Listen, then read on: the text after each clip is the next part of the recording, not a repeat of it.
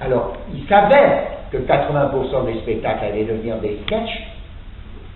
Alors Barrault a dit, il faut imposer ce style-là de spectacle, pour que, dans une vie de spectateur, on fasse une rencontre avec 8 ou 10 auteurs. Alors, vous allez donc entendre exactement, interprété par les musiciens, ce que Barrault voulait quand les acteurs interprètent le misanthrope comme un orchestre de théâtre. Après, je vous raconterai, je vous jure que c'est vrai. 1 minute, ça dure. Je vous raconterai juste une anecdote sur Bourvil, puis après je partirai pour aller gagner le jackpot. Ça, voilà. Alors, et quand on entend ce que vous allez entendre, on se dit effectivement, merde, si les acteurs comme les musiciens pouvaient avoir l'humilité de venir à Vizouz, d'interpréter le misanthrope et de vous donner l'émotion que vous donnent ces musiciens avec leur propre instrument, violoniste, pianiste, alors oui, peut-être on ferait vraiment du théâtre comme le souhaitait Barrault. Alors voilà, est-ce que tu peux, s'il te plaît, nous passer l'extrait numéro 1? Voilà, donc c'est ce que veut Jean-Louis avec les acteurs, avec le misanthrope, Feld, Andromaque et tout. Alors la barre est haute pour nous les acteurs de le faire, mais c'est à nous de travailler notre instrument. Alors, la minute de Bourvil, et les 40 secondes de Gershwin. Gershwin était un tombeur de première. Il était complètement fou, il se tapait femme après femme. Il est mort à 33 ans. Il avait une passion folle pour une danseuse des Siegfried Follies qui s'appelait Paulette Lévy. Elle l'a quitté pour prendre sous le nom de Paulette Godard une carrière au cinéma et devenir l'épouse de Charlie Chaplin. Foudrage, Georges Gershwin fait une partie de tennis avec son frère qui lui dit « ça va, arrête, tu vas pas nous faire une crise sur la Paulette ». Et là-dessus, son frère a le malheur de lui dire « regarde-moi ta tronche, t'es pâle comme tout ». Il va s'acheter une lampe à bronzer.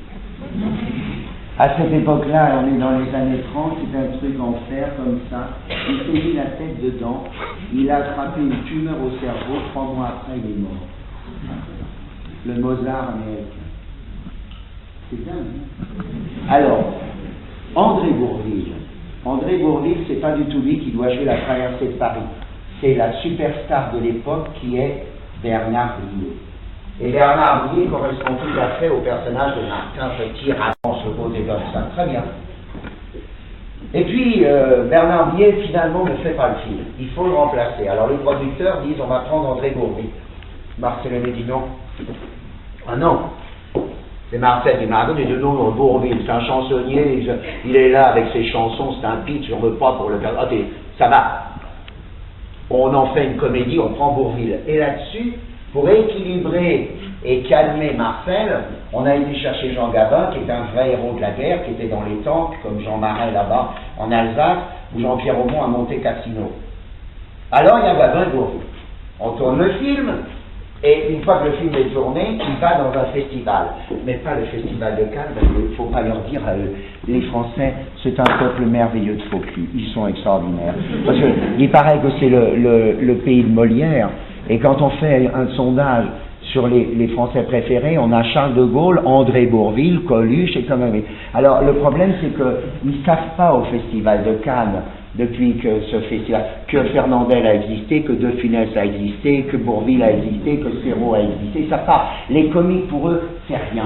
D'ailleurs, quand on donne un prix à un comique, à part Jacques dans le dîner de con, il faut que ça soit un rôle tragique. Alors oui, Coluche, quand il fait de show au Pantin, quel acteur en France. Par contre, en Italie, ça c'est le contraire. Il faut être un comique pour être reconnu comme un grand acteur. Et les grands tragédiens, Gassman, Mastroianni, c'est pas dans les films de Fellini ou de Monicelli qui sont non, c'est en tournant Le Fanfaron de Dino Risi, c'est en tournant Divorce d'Italie, Marseille, etc. Alors, il y a donc ce grand festival en Italie et on sélectionne la traversée de Paris. Et alors, dans la salle, Franco Zeffirelli me l'a raconté, il y avait assis Federico Fellini, Giulietta Massina, Franco Zeffirelli, donc qui était assistant de Luchino Visconti, Paolo Stoppa, Manfredi, Mastroianni, Gaspard, Sordi, Strehler, tout le monde. Et on annonce et on annonce le prix d'interprétation est décerné à André Bourvil.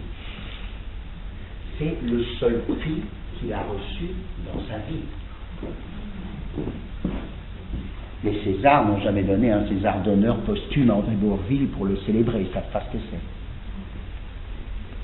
Toute la salle se lève, bouleversée.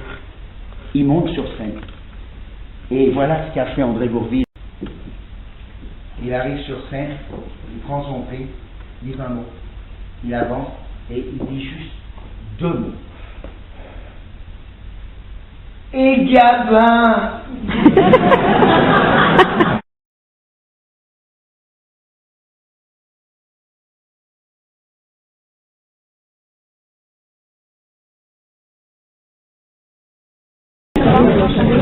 À quel prénom? Chantal.